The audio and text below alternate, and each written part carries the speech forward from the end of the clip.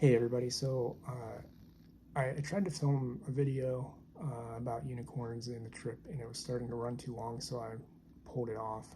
I'm gonna film this trip that I took in segments.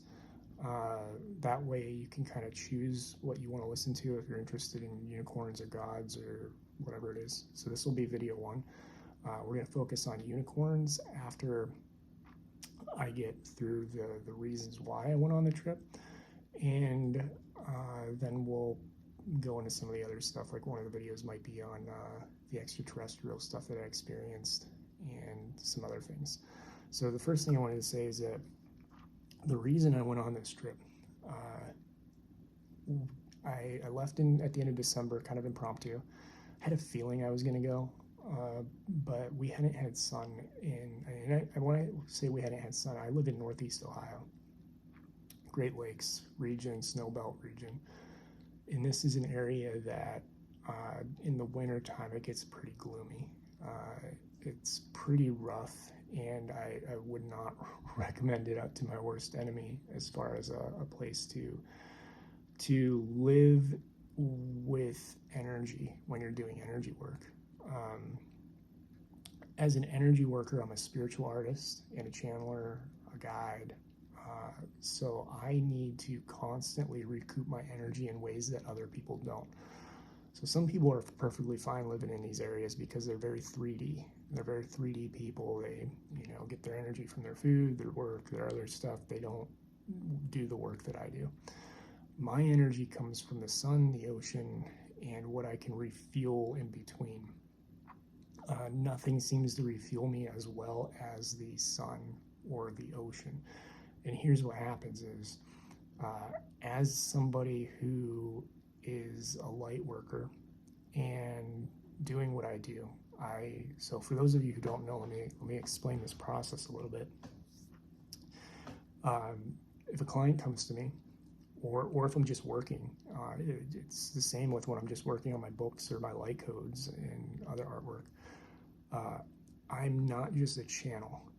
I am a channel, I am an activator, and I am a 3D bridge is the word my guides are using to bring this energy into the 3D world. And so I do an intense amount of energy work, even in just one spirit art reading. And what that means is I draw, so for a typical client will come to me and I'll draw a spirit art reading, which is, might be a galactic god, might be a dragon, might be a fairy.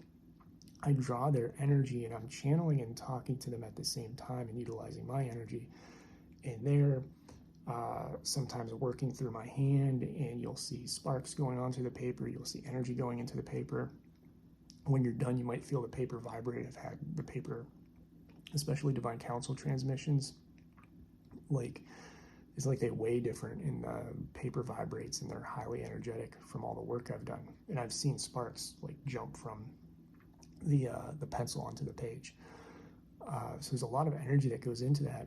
And then on top of that, I do the sessions with people, transmute things, activate them.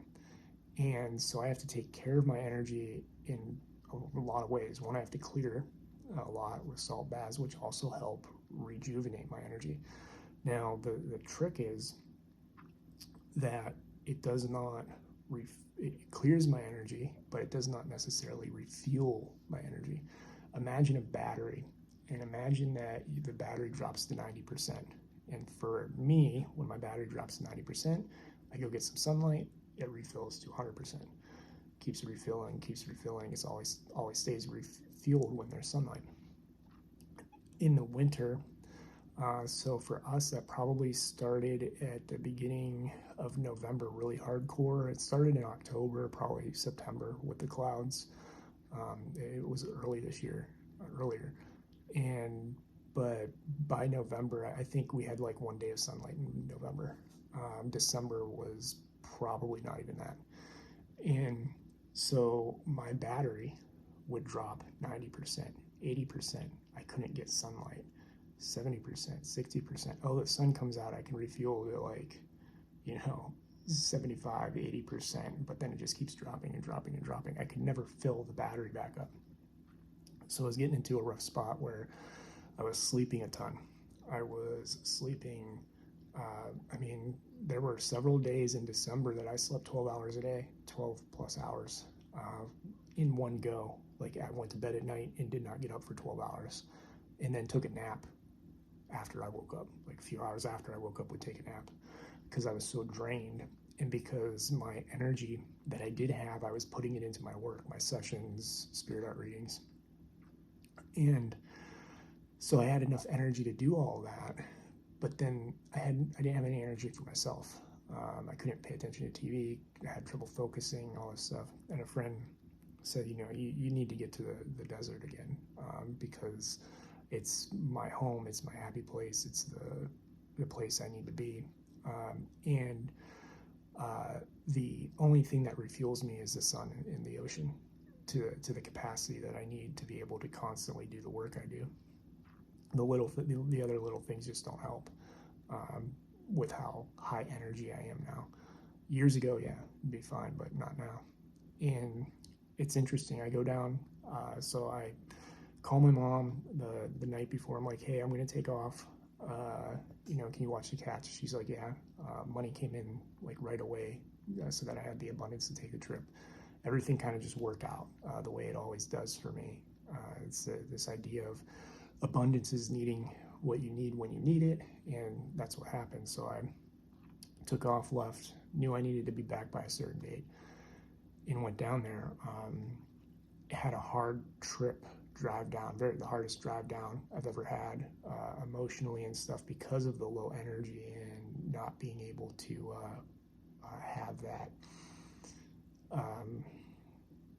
lightness, I guess is what I would call it. I was in a heavier, denser space because of the low energy. And so I drove down, got to Arizona, and boom, on one day, boom, energy's back up. It's the beauty of being out there in that sunlight for me is it's not even what you would describe as like, most people would call like, oh, you're in a depression, you're depressed. It's like, no, it's literally, I just need sunlight. It's not depression. Literally, you give me sunlight or you give me the ocean, and I will, boom, I'll be fine in 5 minutes, 5-10 minutes. I'll be smiling again, happy, back to normal. It's a battery. It's a energetic battery within my body. And the reason I bring this up is because it's going to happen to other people as they rise in their frequency. A lot of people don't have this experience that I do. They live in, I have friends who live in LA, friends who live in Phoenix, San Diego, San Francisco, all these places that don't have the cloud cover that we have. I have family and friends in Florida. And literally, most of, like, this is the craziest thing. When I graduated high school, my brother moved to Florida. And when he moved to Florida, we started finding out that a lot of the kids that we went to high school with moved to Florida and it was all the same reason. Get away from the weather, get away from the clouds, refuel your battery. And I came back out of a situation because when I left my ex, I didn't really have anywhere that I thought I could go. So I came back to what I knew and where I could have some safety to heal and that sort of thing. And then started realizing that the higher vibrational I became, the more sunlight I needed. So I came, and that's just to help others who are on this journey, that if you realize like you start to out-resonate areas, you start to out-resonate your local space, that can happen. You can out-resonate it. You can out-resonate it vibrationally to a point where the energy of the area is more of a drain than it is a boost type of thing. And it's just about finding the area that's meant for you. Some people, like I said, some people need to go to Florida. Some people need to go to Arizona, LA. Some people do love these conditions, and there's just something about their battery that it feeds off this type of conditioning. You have people in Seattle who feed off of, that Pacific Northwest rainy environment, and they just love it. That's not me. I need ocean and sunlight, and preferably both if I can have them. But I feel at home in the desert, most at home in the desert, in the mountains. So I took this impromptu trip, and was very shocked actually because I wasn't expecting anything. I went on it for one reason: sunlight. I didn't care about anything else. I needed sun. That was it. I needed to recharge my battery and refill so I could do more work. And part of the situation, like when I left the trip for a few days, I think I've had one day since I've been back 13th, so over 2 weeks. I've been back over 2 weeks, and I think we've had one day that had sunlight. I even asked the sun on a walk 2 days ago. I was like, man, I haven't seen you for a while, and it like the clouds shifted just enough for me to see the orb of the sun, but it was filtered through dense cloud, and then they shifted and hit it again. So it's out there, but I went down and to Camp Verde, Arizona. I was going to go to Flagstaff initially, and I have a lot of encounters with Sasquatch and fae beings and some gods and goddesses of the land down there that you can look into on my Instagram and my blog on my website. I have some artwork of some of those beings too. And so I wanted to go back down there, especially because I wanted to work with Sasquatch. I was like, I'm going to go sit in the mountains, but ended up being too cold. It's almost January. I went down December 28th, and I think I got there on New Year's, or right before New Year's Eve, I mean. And so Flagstaff area mountains, it was dropping into the 20s at night.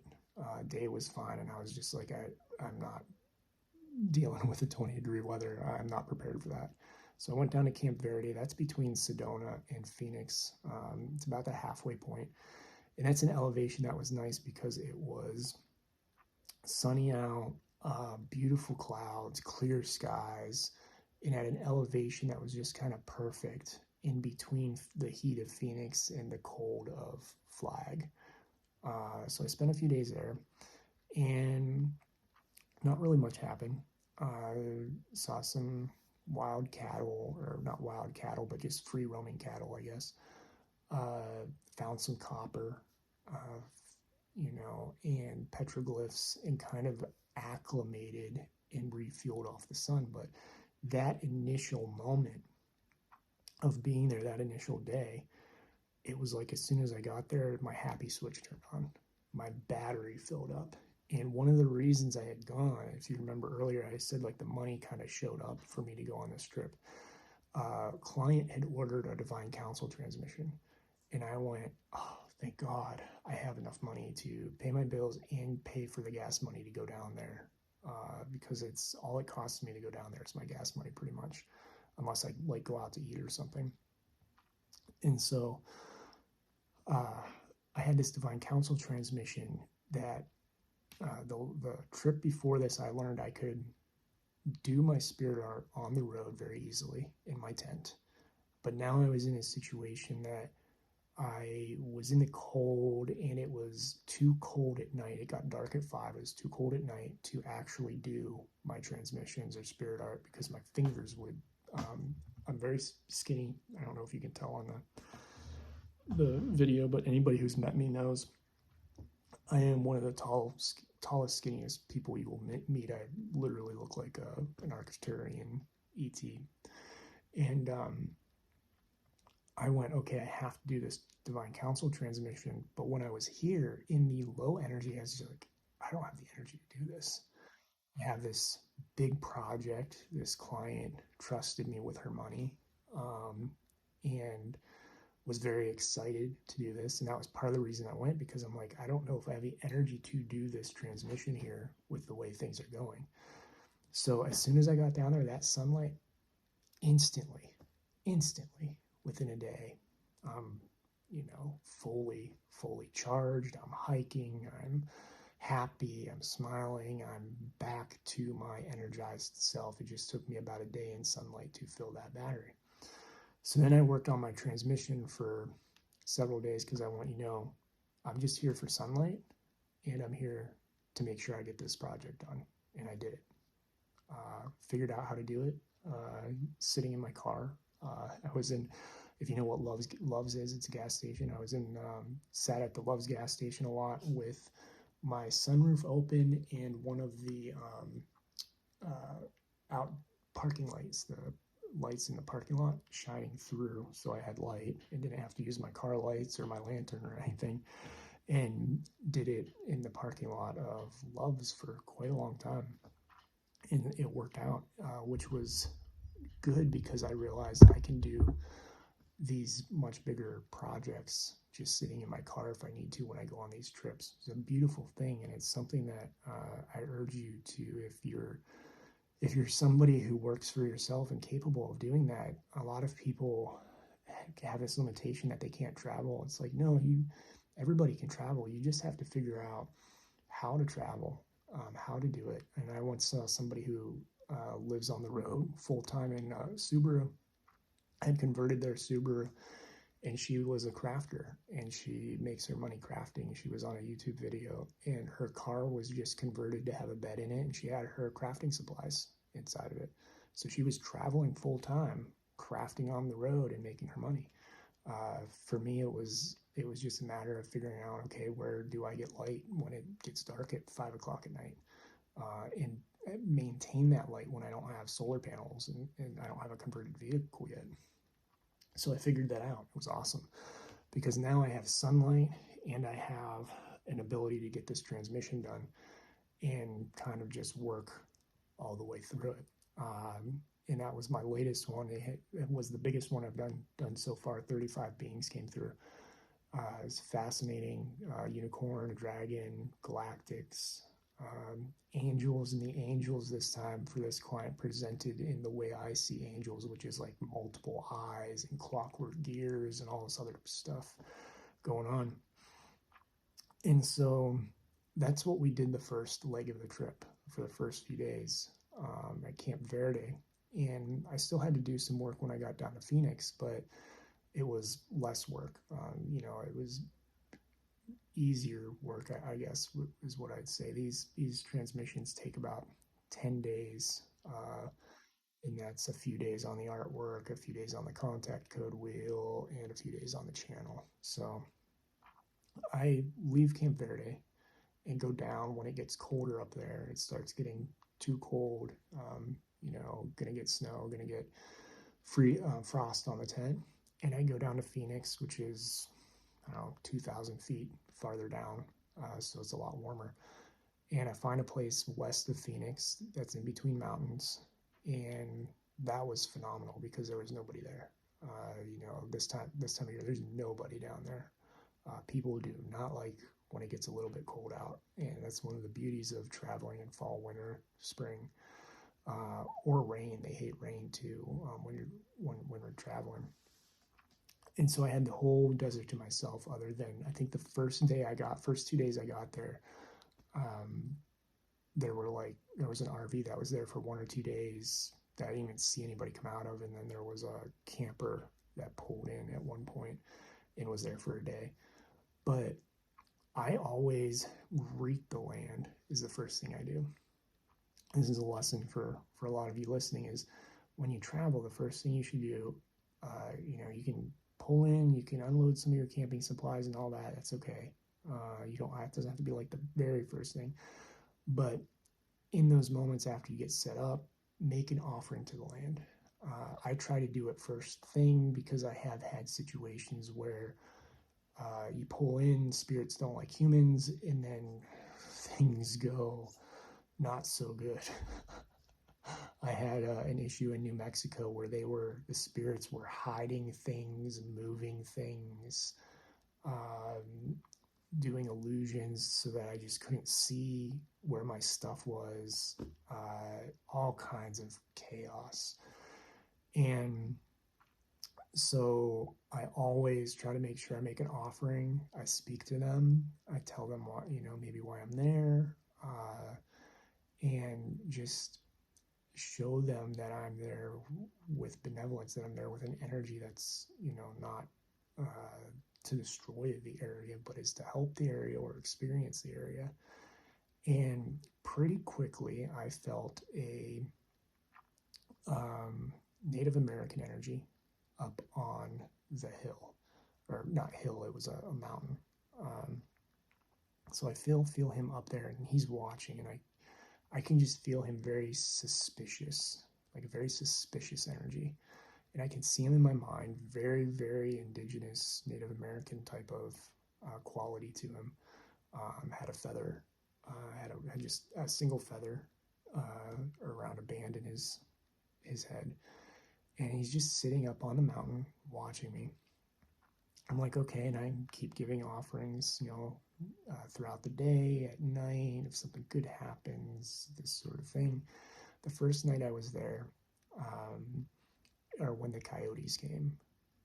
So I'm gonna stop this video here. So that was part one. Part one is just I wanted to just tell you about sunlight, energetic batteries.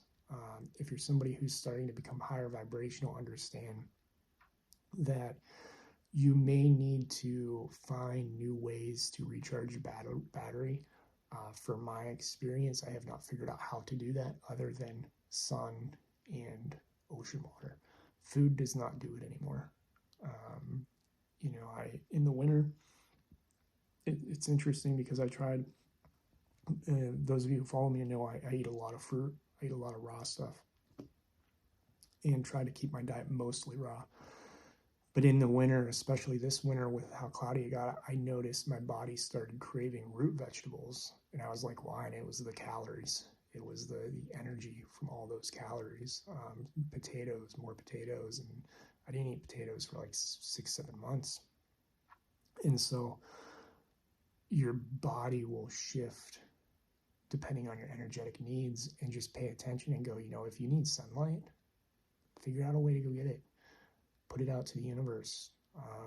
I'm in a space where my abundance comes exactly when I need it, and I trust in that. And so if I decided tonight I want to go to Arizona again, boom, the money's going to be there if I need it. Whatever I need is going to be there. And that's the idea of abundance too, is shift your perspective on abundance to be this perspective of abundance is what you need when you need it. And when you have that perspective, you'll never worry about it again, because when you need to pay the rent, boom, it just shows up. When you want to travel somewhere, boom, it just shows up. And you can make the decision that night, wake up the next morning, and boom, the money's there. That's the true definition of abundance, is the ability for you to make a decision to want to do something, to committing to doing something, and whatever you need just shows up in that moment to help you out. So for those of you struggling through the winter, struggling through the cloud cover, I have a friend in New York, and I was like, we were joking about, I'm going to try and bring the sun with me. And then I came back and I was like, yeah, that didn't work. It didn't come with me. If you're in New York, the Northeast, the Northwest, just the northern states in general, and you're one of those people who does not do well in the winter, the thing, I struggled with depression for years, like actual depression. And the thing I've realized as I become higher vibrational is that it's not true depression when the winter comes. It's this lack of energy in your battery. And lack of energy meaning if you refill that battery within 24 hours, boom, everything you were feeling is now you're back to happy, you're back to joy, you're back to thriving, you're back to abundance and attracting and all this other stuff. So if you're in that space, consider that. Are you getting the sunlight you need? Are you getting the ocean water you need? Are you getting the recharge that you need? And that's one of the lessons I think a lot of people can take from the trip that I just took. As soon as I got there, I drove most of the way without sunlight. And as soon as I got to New Mexico, I can feel myself enter New Mexico every single time. I don't even have to see the sign. This time I didn't even see the sign. I felt the barrier of that reality and passing through it. And then 500 feet down the road in the middle of the night, there's the welcome to New Mexico, land of, I don't know, it says like land of magic or something, a land of enchantment maybe. And I felt the energy of that shift. And then the next day the sun came out. My spirits lifted immediately. That battery, I could feel it just refilling. So consider that. if you're struggling in those scenarios, that it could just be an issue of, are you recharging? Is your energetic battery recharged? I mean, it could be true depression too. I've had that. I've struggled with that in the past. But also, if you've if you're somebody who's conquered it, if you're somebody who's healed from it, but you keep getting in that cycle, then is it just an energetic recharge that you need? And that might be the case. I feel like I'm rambling, so I'm going to stop here. I'm going to go to the next video and talk more about the actual experiences. And so thank you for watching and sticking with me through that rambling. And I love you all. I'm grateful for each and every one of you.